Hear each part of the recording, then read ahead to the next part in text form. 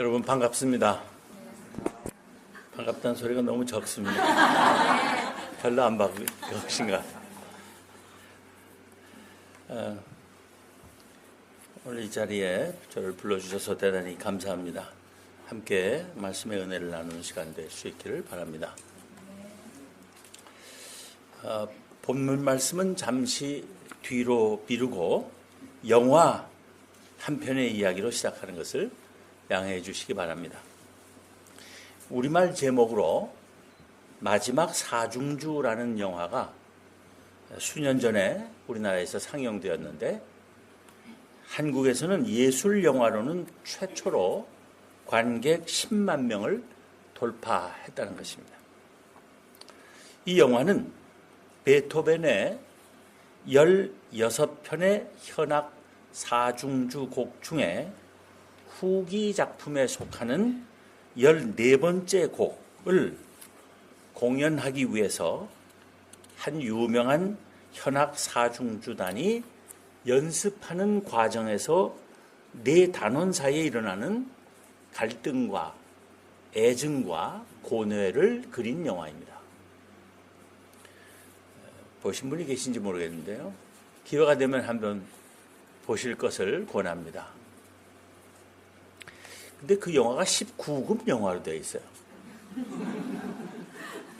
근데 아무리 봐도 왜 19금인지 모르겠어요. 참 좋은 예술 영화인데 걱정 마시고 보시기 바랍니다. 이 영화는 등장하는 인물들 간의 대화를 통해 현악 사중주에 있어서 단원 각각의 역할이 무엇인지를 잘 이해하게 해주고 있습니다. 바이올린 주자 2명과 비올라와 첼로 주자 각각 1명으로 구성되는 현악 사중주단에서 제1 바이올린 연주자는 치밀하고 정확한 연주로 사중주를 이끌어갑니다. 그는 어떤 의미에서는 다른 단원들의 조련사라고 할 수 있습니다. 제2 바이올린 연주자는 제1 바이올린 연주자의 뒤에서 튀지 않게 연주하면서 제1 바이올린이 빛을 발하도록 돕는 역할을 합니다. 그런데 중요한 사실은 제1 바이올린과 제2 바이올린의 연주자들이 급이 다른 것이 아니라 역할이 다르다는 것입니다. 사실 현악 사중주에 있어서 음악에 색깔과 질감과 리듬을 부여하는 연주자는 바로 제2 바이올린 주자입니다. 제2 바이올린이 없으면 나머지는 불쌍한 3인조라고 할 수 있을 정도입니다. 왜냐하면 보통 솔로를 담당하는 제1 바이올린을 비올라와 첼로에 연결시켜주는 역할을 하는 것이 제2 바이올린이기 때문입니다. 수면 바로 밑에서 흘러가듯 하면서 모든 음률을 어울리게 합치는 역할입니다. 그래서 제2 바이올린 주자의 질이 현악 사중주단의 질을 판가름해 준다고 합니다. 특히 제2 바이올린은 사중주의 화음을 위해서 제1 바이올린이 되고 싶은 생각을 포기해야 합니다. 바이올린보다 낮은 음을 내는 비올라는 바이올린만큼 그 소리가 화려하지는 않지만 다른 악기가 낼 수 없는 소리를 냅니다. 마치 상처받은 영혼의 소리를 내면서 이유 없이 울게 만드는 음악으로 연주를 승화시켜 줍니다. 첼로는 제일 낮은 소리를 내면서 다른 악기들이 그 아름다움을 발휘하도록 밑바닥을 튼튼히 받쳐줍니다. 이렇게 네 연주자가 각각 정확하게 자기의 고유한 역할을 담당할 때 현악 사중주는 다른 어떤 음악보다도 감동적인 내면의 울림을 일으키는 것입니다. 영화 마지막 사중주는 현악 사중주단에 있어서 각 단원의 역할에 관한 음악적 지식을 넘어서서 인생이 무엇이며 공동체의 삶을 어떻게 살아야 할 것인지에 관한 귀한 통찰을 주는 영화입니다. 사람마다 재능과 능력이 다릅니다. 누구나 꼭 같을 수 없고 또 모두가 같은 일을 똑같이 잘할 수도 없습니다. 또 같은 사람이라도 언제나 완벽할 수도 없습니다. 자기의 능력을 바로 알고 만족할 줄도 알며 감사할 줄도 알고 겸손할 줄도 알아야 합니다. 남의 다른 능력을 인정할 줄도 알고 칭찬할 줄도 알아야 합니다. 무엇보다도 남의 실수를 비난하지 말아야 합니다. 실수는 누구나 할 수 있는 것이며 실수하는 것이 인간이기 때문입니다. 더불어 사는 공동체에서는 더더욱 인내할 줄 알고 양보할 줄 알며 희생할 줄 아는 것이 중요합니다. 일을 분담할 줄도 알아야 하며 능력이 같지만 역할을 달리 해야 할 때도 있습니다. 영화 마지막 사중주에서 그려낸 갈등 중 하나이기도 하지만 제2 바이올린 연주자가 자기가 제1 바이올린 연주자보다 실력이 뒤지는 게 뭐냐 하며 자기도 제1 바이올린을 맡겠다고 나서면 좋은 사중주단이 될 수 없는 것은 불을 보듯 뻔한 일입니다. 제2 바이올린 연주자가 자기의 역할을 잊어버리고 제1 바이올린을 배려하지 않은 채 막 튀는 연주를 하거나 다른 악기 연주자들도 전체 화음과 균형을 무시한 채 각자 독자적인 연주를 해댄다면 그런 사중주단은 빨리 해산하는 것이 더 좋을 것입니다. 모두가 완벽한 연주를 하기 위해 최선을 다해야 하겠지만 처음부터 끝까지 아무도 단 한 차례의 실수도 하지 않는 완벽한 연주를 해야만 칭찬할 것이 아니라 한순간 한 대목에서라도 빛나며 감동적인 연주를 했을 때는 그것을 인정하고 칭찬과 격려를 아끼지 않는 것이 중요합니다. 우리의 공동체 생활 또는 사회 생활의 원리도 꼭 같습니다. 사도 바울은 교회라는 공동체 안에서 한 지체된 그리스도인들이 교회를 세우신 이의 뜻을 이루기 위해서 지켜야 할 바가 무엇인지를 여러 차례 언급했습니다. 로마서 12장 4절 5절에서는 우리가 한 몸에 많은 지체를 가졌으나 모든 지체가 같은 기능을 가진 것이 아니니 이와 같이 우리 많은 사람이 그리스도 안에서 한 몸이 되어 서로 지체가 되었느니라 합니다.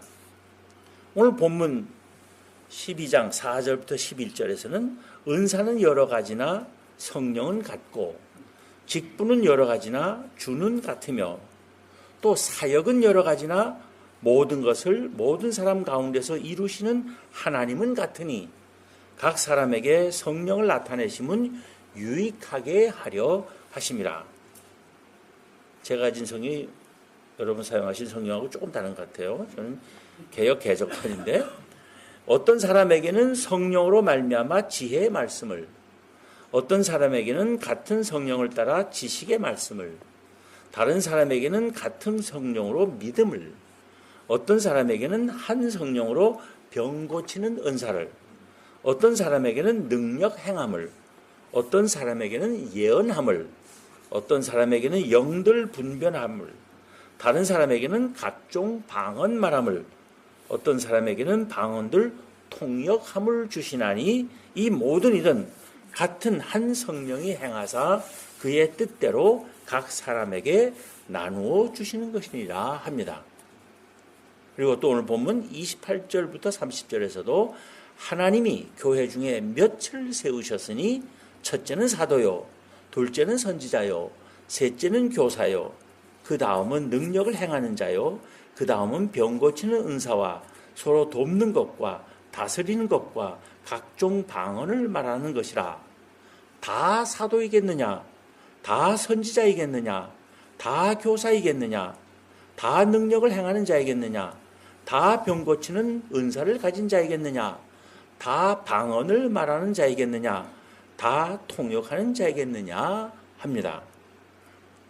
교회 안에 목사도 있고 장로도 있으며 집사도 있고 권사도 있지만 각각의 직분이 다 다르며 각자의 역할이 다르다 할지라도 그 모든 것은 성도를 온전하게 하여 봉사의 일을 하게 하며 그리스도의 몸을 세우려 하심이라 하는 공동의 목적을 위해 있다는 것입니다. 그 목적을 이루기 위하여 교회의 모든 지체는 각각 다른 지체들의 존재 가치와 역할과 능력을 인정하며 자기에게 주어진 몫을 기쁨으로, 감사함으로, 충성됨으로 감당해야 하는 것입니다. 그래서 아름다운 화음을 만들어내는 믿음과 소망과 사랑의 공동체를 이루어가야 하는 것입니다. 그래야 교회가 그리스도의 몸으로서 바로 설 수 있는 것입니다. 아까 현악 사중주에 있어서 제1바이올린 연주자는 치밀하고 정확한 연주로 사중주를 이끌어가며 다른 단원들의 조련사 역할을 한다고 했습니다. 교회에서는 바른 말씀의 진리로 교인들을 이끌어가야 하는 목회자의 역할이 거기 해당될 수 있을 것입니다. 제2바이올린은 제1바이올린 뒤에서 튀지 않게 연주를 하면서 제1바이올린이 빛을 발하도록 돕는 역할을 한다고 했습니다. 음악의 색깔과 질감과 리듬을 부여하는 것이 제2바이올린이라 했습니다. 수면 바로 밑에서 흘러가듯 하면서 제1바이올린을 비올라와 첼로에 연결시켜주고 모든 음률을 어울리게 합치는 역할을 한다고 했습니다. 그래서 제2바이올린 주자의 질이 현악 사중주단의 질을 판가름해 준다고 했습니다. 사중주의 화음을 위해서 제1바이올린 같이 되고 싶은 생각을 포기할 줄 알아야 한다고 했습니다. 교회에서 이 제2바이올린의 역할에 해당하는 직분이 장로일 것이라고 생각합니다. 한 교회가 좋은 교회인지 아닌지는 장로들의 수준에 달려있는 것입니다. 아무리 훌륭한 목회자가 있어도 장로들의 의식과 능력이 그에 못 미치면 목사가 빛이 안 나고 교회는 수준 낮은 교회, 발전 못하는 교회가 되고 맙니다. 장로들이 목사 역할을 하겠다고 나서서 목사와 불협화음을 만들어내거나 수면 아래서 재직들과 교인들을 섬기며 목사와 교인들 사이를 잘 연결시켜주는 일을 제대로 못하거나 하면 그 교회는 잘 될 리가 없습니다. 장로들은 교회 안에서 제2바이올린 같이 해야 합니다. 비올라는 있는 듯 없는 듯 하지만 다른 악기가 낼 수 없는 영혼의 소리를 냅니다. 스스로를 요란스럽게 드러내지 않으면서도 그 누구보다도 기도 많이 하며 소리 없이 열심히 교회 구석구석에서 섬기는 권사들이 여기에 해당될 것 같습니다. 현악 사중주 연주에서 비올라가 다른 악기들을 다 압도하며 혼자 소리 내는 것을 본 적이 없습니다. 마찬가지로 권사들이 목사고 장로고 다 지치고 교회의 온갖 일을 주장하려 하면 교회가 어려워집니다. 반대로 권사만이 할 수 있고 권사들이 해야 하는 일들을 안 하고 뒤에 물러가 앉아 있으면 교회가 돌아가지 않습니다. 권사들은 교회 안에서 비올라 같은 역할을 해야 합니다. 첼로는 다른 악기들보다 제일 낮은 데서 소리를 내며 다른 악기들이 그 아름다움을 발휘하도록 밑바닥을 튼튼히 받쳐줍니다. 교회의 온갖 굳은 일들을 다 담당하는 집사들의 역할이 그것이라고 생각합니다. 집사들이 얼마나 묵묵히 그들의 책임을 성실하게 감당해 주느냐에 따라 목사, 장로, 권사들이 하는 일이 힘을 얻고 빛을 낼 수 있는 것입니다. 현악 사중주는 네 연주자가 각각 정확하게 자기의 역할을 이해하고 수행할 때 다른 어떤 음악보다도 감동적인 내면의 울림을 일으킬 수 있습니다. 현악 사중주에서 제2 바이올린이나 비올라나 첼로처럼 모든 재직이 각자의 역할을 충성스럽게 감당함으로써 아름다운 화음을 만들어내고 세상의 그 어떤 공동체보다도 감동을 주며 세상으로부터 칭찬받는 교회가 되어야 할 것입니다. 영화 마지막 사중주에서 살짝 지나가는 장면이었지만 아주 인상적으로 남는 장면이 있었습니다.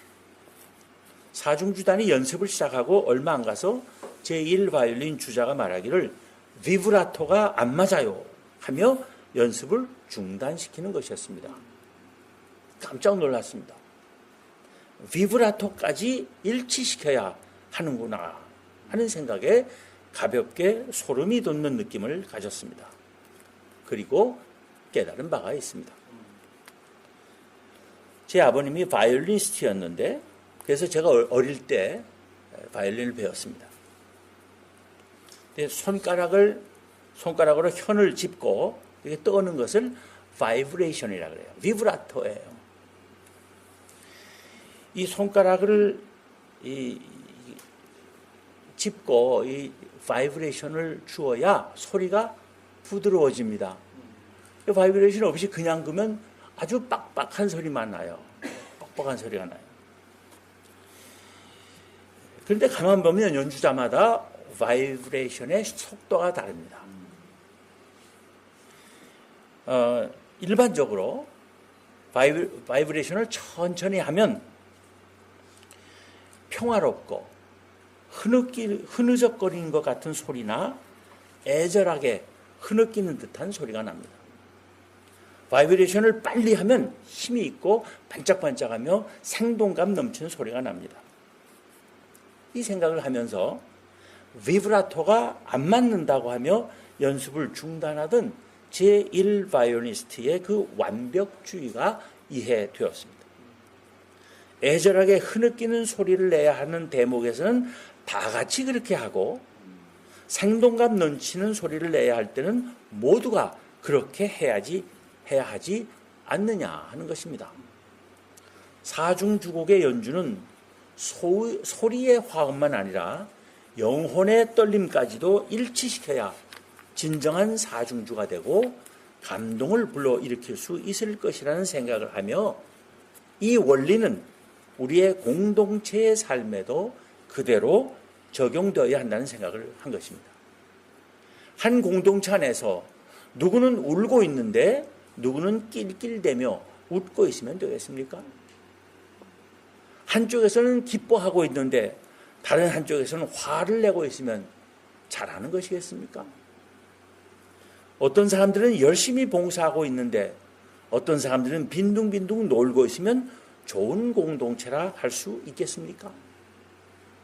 함께 기뻐하고 감사하며 함께 애통하며 위로하는 공동체가 되어야 하지 않겠습니까?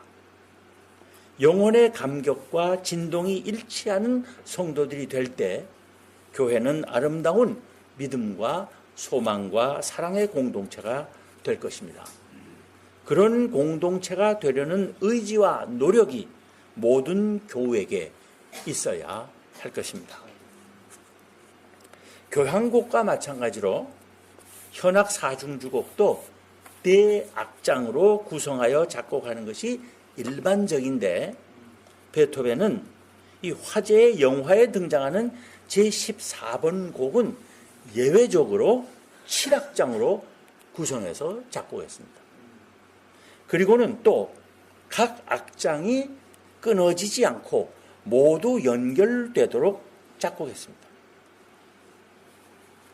4악장으로 된 곡이면 한 악장 끝날 때마다 잠시 몇 초간에 쉬고 그다음에 그 다음 악장 연주하는데, 베토벤은 이 7악장으로 구성된 이 현악 사중주곡을 악장과 악장 사이에 쉬지 않고 그대로 계속해서 연주하도록 작곡을 했다는 것입니다. 악장과 악장 사이에 멈출 수도 없고 쉴 수도 없습니다. 그러면 문제가 생깁니다. 연주 시간이 40분이 넘는 이 곡을 쉬지 않고 연주하다 보면 악기의 현들이, 그 줄들이 다 느슨해집니다. 느슨해지면 음이 달라져요. 기본 음정이 다 달라져요, 조금씩. 그러면 연주를 시작하기 전에 잘 조율했던, 그래서 화음이 잘 되던 내 악기가 화음이 잘 안 맞기 시작합니다. 내 연주자는 각각 악보를 따라 정확하게 연주하지만 내 악기의 소리는 불협화음을 낼 수밖에 없어집니다. 여기서 연주자들의 고민이 생깁니다. 연주를 멈추지 않고 계속할 것인가, 아니면 한 악장 끝날 때마다 튜닝을, 음정을 맞추는 이 튜닝을 새로 하고 연주를 계속할 것인가 하는 고민이 생기는 것입니다. 베토벤 자신은 이 곡들을 계속해서 쉬지 않고 연주하기를 원했습니다. 왜 그랬을까요? 어차피 인생이 다 완벽하게 조화로운 사람들끼리만 사는 것이 아니라는 것을 암시하려고 했는지도 모릅니다. 제가 물어보지 않아서 몰라요. 그냥 이렇게 짐작해 보는 겁니다. 그 철학적인 의미를. 잘 맞지 않는 사람들끼리라도 서로 맞춰가며 살아야 하는 것이 인생이라는 것을 말하려 한 것일지도 모릅니다.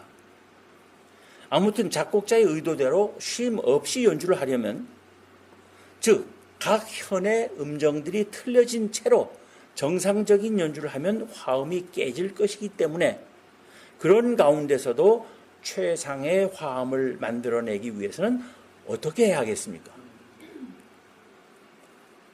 아까 기도하신 장로님 참 좋은 기도를 하셨어요. 남의 소리에 귀 기울일 수 있게 해달라, 이런 기도를 하셨는데 제가 준비한 설교 말씀과 일치해서 너무나 기뻤습니다. 서로 다른 연주자들이 내는 소리에 한층 더 귀를 기울여가며 그 소리에 맞는 화음을 내면서 연주를 해야 할 것입니다.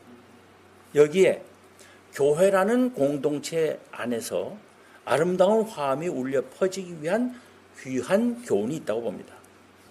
서로가 서로의 소리에 귀 기울여야 한다는 것입니다. 완벽한 소리는 아무도 낼 수 없다는 생각으로 자기 자신을 최대한 다른 이에게 맞추려고 하며 서로 양보하기를 힘쓸 때 비로소 불협화음을 줄여갈 수 있다는 것입니다. 교회 안에는 나이, 성별, 성장 배경, 성격, 전공, 직업 등 다양한 사람들이 모이는 것입니다. 하나님께서 각자에게 주신 달란트도 다 다릅니다. 따라서 하는 일, 할 수 있는 일도 다 다릅니다. 그러기에 오해와 불평과 다툼이 일어나기 쉬운 곳입니다. 그러나 교회는 하나님에 의해 구원회로 택하심을 받은 백성의 무리입니다. 세상을 향해 하나님 나라의 조화롭고 아름다운 삶의 모습을 보여줄 거울이 되어야 하는 것이 교회의 사명입니다. 그러기 위해서 서로 다르지만 더불어 화음을 내도록 부르심을 받은 사람들이 하나님의 백성이라는 사실을 알아야 합니다. 서로 불평하고 비방하며 미워하고 다투어서는 안 됩니다. 서로 사랑하고 이해하고 섬기고 도와주고 위로하고 격려하며 함께 웃고 함께 우는 믿음의 공동체이어야 하는 것입니다. 그런데 사실 조율이 다 흐트러진 악기들 가지고 내 연주자가 완벽한 화음을 낸다는 것이 얼마나 힘들겠습니까? 마찬가지로 서로 달라도 너무나 다른 사람들이 모여서 불협화음이 안 나게 산다는 것은 말은 쉽지만 실제로는 정말 힘든 일일 것입니다.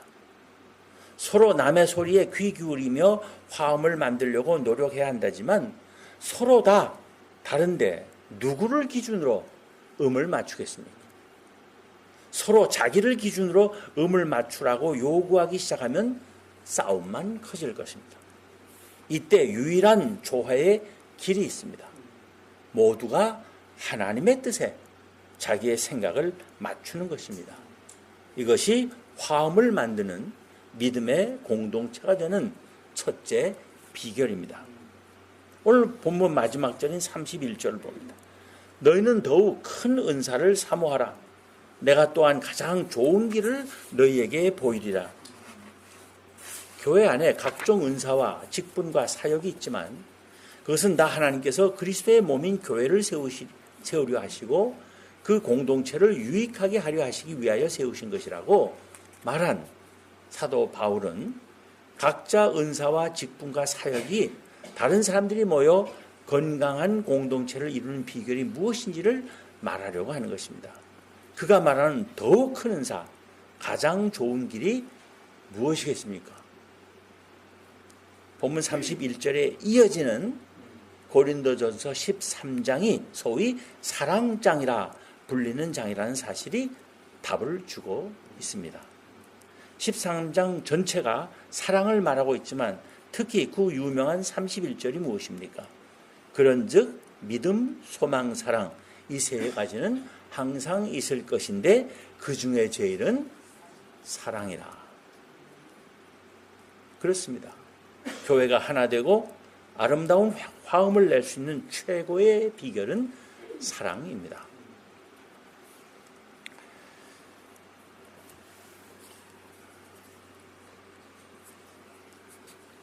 예루살렘의 성벽 중간중간에는 여러 개의 문이 있습니다. 그 성문들 가운데 양의 문이라 부르는 문이 있는데 그 옆에 베데스다라는 연못이 있습니다. 오늘날 예수님께서 그 연못에 들리셨습니다. 지금도 가면 그 베데스다 연못이 있습니다. 거기에는 많은 병자, 시각장애인, 다리 저는 사람, 혈기 마른 사람들이 누워서 물이 움직이기를 기다리고 있었습니다. 왜냐하면 천사가 가끔 못에 내려와 물을 움직이게 하는데 물이 움직인 후에 먼저 들어가면 어떤 병에 걸렸든지 낫게 된다고 사람들이 믿고 있었기 때문입니다. 거기 누워있던 사람들 가운데는 38년 된 병자도 있었습니다. 예수님께서는 그 사람에게 다가가 물으셨습니다. 내가 낫고자 하느냐? 그 병자는 네, 낫기를 원합니다. 낫게 해주십시오 라고 대답하지는 않았습니다. 그날이 안식일이었기 때문에 안식일을 범한다는 비난을 피하기 위해서였을지 모릅니다. 그러나 낫기를 원하는 뜻을 애둘러 표현했습니다. 주여, 물이 움직일 때 나를 못에 넣어주는 사람이 없어 내가 가는 동안에 다른 사람이 먼저 내려가나이다 한 것입니다. 그에게 예수님께서 말씀하셨습니다. 일어나 네 자리를 들고 걸어가라. 그 사람은 그 즉시 나와서 자기가 누웠던 자리를 들고 걸어갔습니다. 놀라운 일이 일어난 것입니다. 우리는 이 베데스다 못가에서 있었던 일 속에서 예수님의 두 가지 행동을 주목하게 됩니다. 첫째는 베데스다 못가로 가신 것입니다. 베데스다 못가에는 온갖 병든 사람들이 모여 있었기 때문에 유대인의 정결법에 예민한 사람들은 가려하지 않는 것이었습니다. 불결해질 수 있다는 이유에서입니다. 그런데 예수님은 그곳에 가셨습니다. 둘째는 안식일의 병자를 낫게 해주신 것입니다. 안식일의 병을 고치면 안식일을 범한다는 이유로 비난과 정죄와 박해를 받을 것이 뻔한 일이었음에도 불구하고 그 사람을 고쳐주셨습니다. 안식일 규례를 지키는 것보다 한 병자의 고통을 끝내주시려는 배려가 앞섰던 것입니다. 그런데 막상 베데스다 못가에 모여있던 병자들은 어땠습니까? 38년 된 병자는 예수님께 말하기를 주여, 물이 움직일 때 나를 못에 넣어주는 사람이 없어 내가 가는 동안에 다른 사람이 먼저 내려가나이다 했습니다. 거기 모인 병자들이 다 그 나름대로의 장애를 갖고 있었지만 그 중에서도 그가 가장 불리한 신체 조건을 지니고 있었던 것입니다. 그래서 그는 생존 경쟁이라 할 수 있는 치유 경쟁에서 늘 쓰디쓴 패배와 좌절을 겪으며 무려 38년을 살아왔던 것입니다. 그런데 여기서 우리는 베데스다 목가에 모여 있었을 병자들의 심리 상태를 한번 생각해 볼 필요가 있습니다. 물론 그들이 다 병이나 장애를 갖고 있었고 그래서 어떻게 해서라도 빨리 낫고 싶은 갈망이 말로 다 할 수 없이 컸으리라고 짐작을 할 수 있습니다. 하지만 그러다 보니까 그들에게는 다른 병자들에 대한 배려가 없었을 것이라는 생각을 하게 됩니다. 천사가 내려와서 물을 움직일 때마다 내가 먼저 들어갈 생각만 했지 우리 중 누가 더 불쌍하고 치유가 더 절실한지를 헤아릴 마음의 여유가 없었으리라는 것입니다. 그 결과가 38년이 되어도 나을 기회를 얻지 못한 사람이 아니냐는 것입니다. 만일 서로 다른 이들을 배려할 줄 알고 그래서 순번을 정해서 그 순서대로 한 사람씩 물에 들어가게 함께 도와주었다면 38년씩이나 물에 못 들어가서 고통의 세월을 연장하고 있을 사람은 한 사람도 없었을 것이라는 말입니다. 다른 이에 대한 배려 없음이 자기를 포함해 모두를 불행하게 만들고 있었을 것이라는 말입니다. 배려는 남을 생각하고 그의 입장에 서서 그를 이해하며 그에게 도움이 되고자 하는 마음가짐입니다. 배려. 그것은 사랑의 다른 이름입니다. 말로만 하는 사랑, 상대방의 생각이나 감정이나 의사는 고려하지 않고 일방적으로 하는 사랑, 그래서 남을 불편하게 하고 부담스럽게 하며 불쾌하게까지 만드는 사랑은 진정한 사랑이라 할 수 없습니다. 실화인지 아닌지는 모르겠지만 아무튼 의미 있는 교훈을 주는 이야기 하나를 할까 합니다. 어떤 사람이 세 아들에게 다음과 같이 유산 분배의 뜻을 남기고 죽었습니다. 맏아들은 유산의 2분의 1을, 둘째 아들은 3분의 1을, 막내 아들은 9분의 1을 가지라는 것이었습니다. 그 아버지가 남긴 재산이란 소 17마리였습니다. 그 아버지는 그 소들을 나누되 죽이지 말고 산채로 나누어 가지라는 말 한마디를 유언에 덧붙였습니다. 아버지의 유언을 따라 소를 분배하려던 아들들의 머리가 복잡해졌습니다. 여러분도 벌써 계산해 보신 것 같아요. 웃으시는 거니까. 계산을 해보니까 맏아들의 경우는 17마리의 2분의 1이니까 8마리 반입니다. 둘째 아들의 경우는 17마리의 3분의 1이니까 6마리에 못 미치는 5.66666가 끊어지지 않는 말입니다. 제가 계산해 봤어요. 막내 아들의 경우는 17마리의 9분의 1이니까 2마리에서 조금 부족한 1.88888 이것도 끊어지지 않고 나가는 말입니다. 아버지가 죽이지 말고 산채로 나누라 했으니 소를 잡아 정육점에 가서 근수를 달아 정확하게 나눌 수도 없는 문제였습니다. 그렇다고 소수점 이하를 떼고 반 내림해서 자기 몫을 가질 뜻은 아무에게도 없었습니다. 신경전을 벌이며 골머리를 앓던 그들은 할 수 없이 그 마을에 지혜 있는 어른을 찾아가 문제를 해결하기로 했습니다. 그들의 이야기를 들은 마을 어른이 그들의 문제를 쉽게 해결해 주었습니다. 그 어른은 자기에게 있는 소 한 마리를 17마리에 보태서 18마리를 만들었습니다.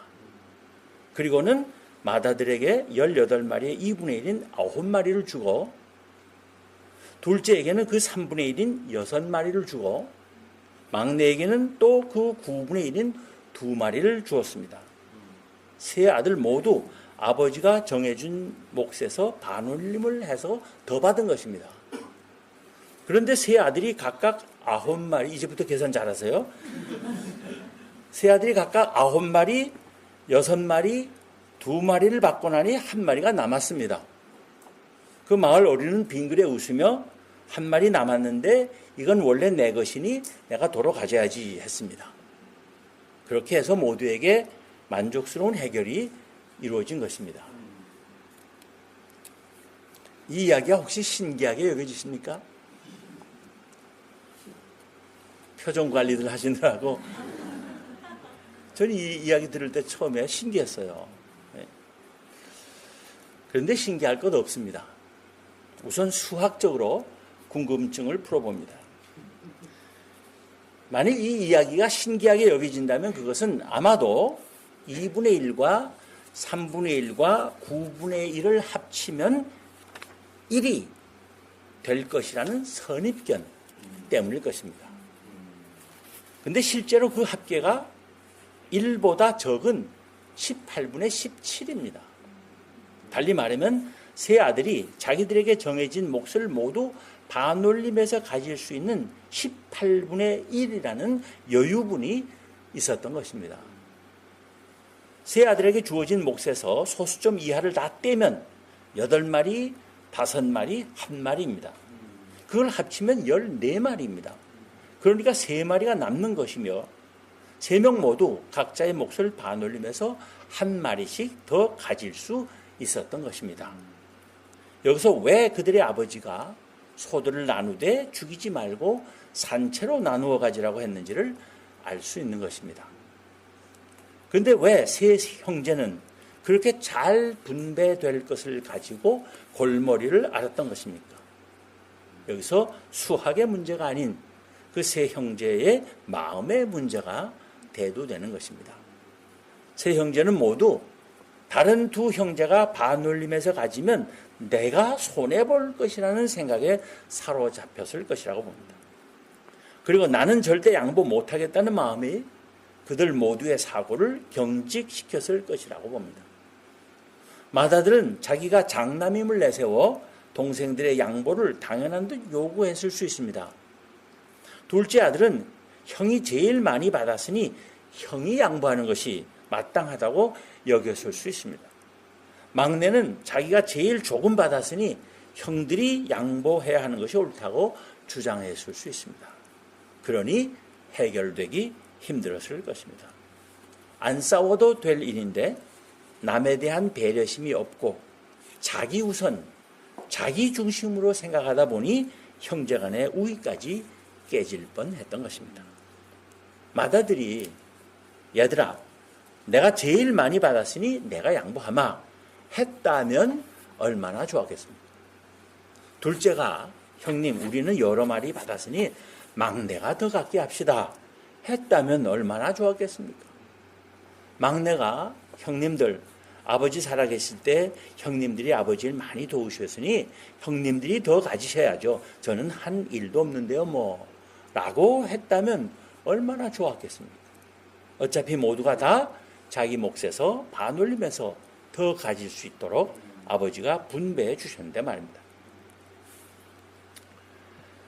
예수님의 천국 비유 말씀 중에 포도원의 품꾼들의 비유 말씀이 있습니다. 어떤 사람의 포도원에서 일꾼들이 일을 했습니다. 그런데 일꾼마다 일한 시간이 많이 달랐습니다. 어떤 사람들은 이른 새벽에 불려와서 해질 때까지 하루 종일 12시간을 일했고 어떤 사람들은 9시간을 일했으며 또 어떤 사람들은 6시간, 또 어떤 사람들은 3시간, 그리고 어떤 사람들은 단 1시간밖에 일하지 않았습니다. 포도원 주인이 제일 먼저 와서 하루 종일 일하는 사람들과 약속한 품삯은 한 데나리온이었습니다. 그런데 일이 다 끝나고 품삯을 줄 때 보니까 늦게 온 사람이나 일찍 온 사람이나 다 한 데나리온씩을 받은 것입니다. 그러자 일찍 와서 일 많이 한 사람들이 본래는 제일 먼저 일하도록 부름을 받았으니 누구보다도 감사해야 하고 약속한 대로 품삯을 받았으니 불평할 이유가 없는 사람들임에도 불구하고 오히려 주인에게 원망을 터뜨렸습니다. 불공평하고 잘못된 처사라는 것입니다. 그런데 포도원 주인은 왜 1시간밖에 일하지 않은 사람에게도 12시간을 일한 사람과 똑같이 품삯을 주었겠습니까? 그것은 그들에게도 먹여 살려야 할 가족이 있다는 사실을 알고 있었기 때문이 아니겠습니까? 만일 자기들보다 적게 일한 사람들이 자기들과 같이 품삯을 받는 것이 부당하다고 항변하는 사람들의 계산을 따른다면 제일 늦게 와서 1시간밖에 일하지 않은 사람은 12분의 1 데나리온을 받았어야 합니다. 그랬더라면 불평과 원망이 없었을 것입니다. 그러나 그렇게 되면 1시간밖에 일하지 못한 사람의 가족은 단 한 사람만, 그것도 한 끼밖에 먹을 수가 없었을 것입니다.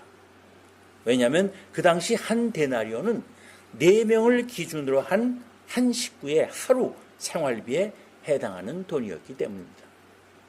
그러니 불평하며 원망한 자들의 주장은 대단히 합리적일지는 몰라도 대단히 무정하고 가혹한 주장이었던 것입니다. 사실은 그들이 앞장서서 주인에게 나아가 저 주인님, 저기 저 사람들 말입니다.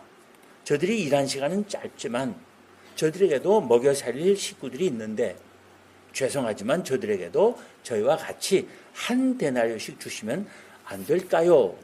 라고 간청했어야 하는 것입니다.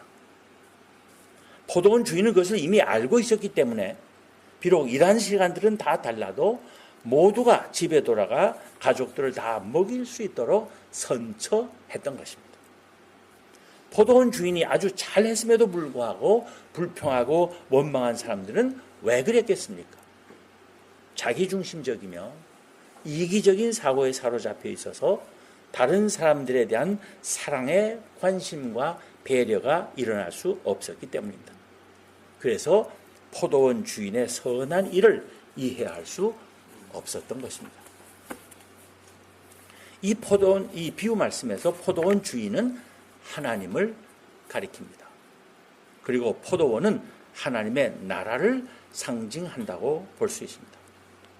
예수님께서는 이 비유 말씀을 통해서 하나님 나라의 백성으로 부르심을 받은 우리 또한 하나님의 마음을 품기를 원하셨다고 봅니다.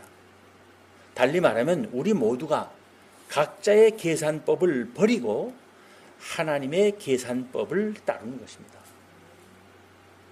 하나님의 계산법은 우리의 계산법과 다릅니다. 그것은 은혜의 계산법입니다. 이 은혜의 계산법을 알지 못하는 자들에게는 불평과 원망이 터져나올 수밖에 없습니다. 교회가 평안하고 기쁨과 감사가 넘치는 공동체가 되려면 모든 교인이 각자의 세상적 계산법을 버리고 하나님의 계산법에 맞추어 조율을 해야 하는 것입니다. 이 조율이 안 된 사람은 교회 생활하면서도 시험 들고 실족하게 됩니다.